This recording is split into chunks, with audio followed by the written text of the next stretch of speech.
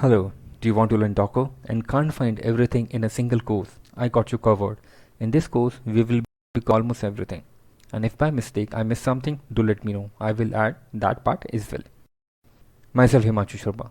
And in this course, we will learn everything about Docker. Almost everything. From the very basic to the advanced level. Let's talk about the topics which we are going to cover. First, we will start from the overview of the Docker, like what is the use of it and why it is so popular tool in the market.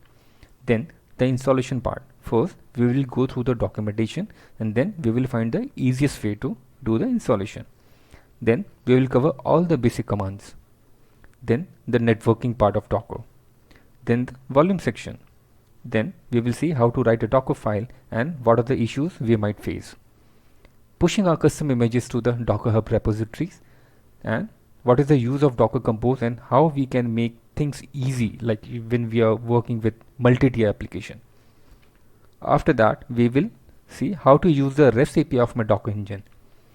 And at last, we see the CI part, continuous integration between GitHub and the Docker Hub. I will see you in the next session. Thank you.